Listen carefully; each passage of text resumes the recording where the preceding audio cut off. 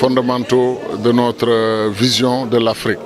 Un, nous pensons que le paradigme sur lequel les États africains ont été fondés, que ce paradigme est erroné.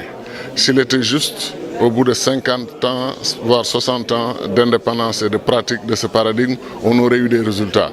On n'a pas un seul pays africain émergent en réalité. Il y a des pays qui font un peu mieux que les autres, mais globalement parlant, on nous a créé des marchés étroits.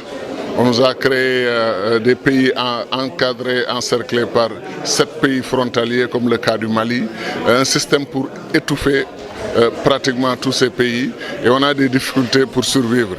Alors l'Afrique doit s'unir, disait Nkrumah, nos régions doivent s'unir, nous devons créer des entités régionales et ça nous donnerait plus de force et nous donnerait plus de latitude.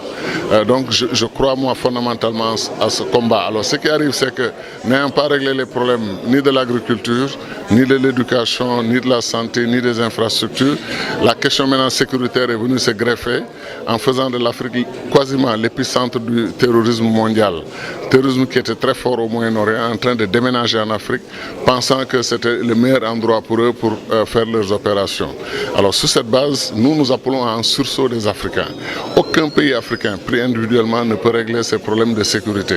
Sur cette base, nous disons qu'il faut mutualiser, il faut mettre ensemble, il faut mettre nos compétences, nos intelligences, nos ressources ensemble pour nous battre et défendre notre continent.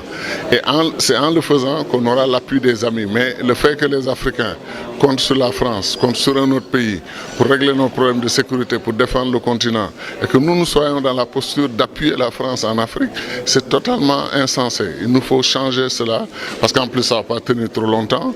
C'est énormément de ressources à mettre, de moyens, et une fatigue, une lassitude peut se faire dans ces pays-là concernés, mais de façon générale, le destin d'un peuple est pris en charge par ce peuple lui-même.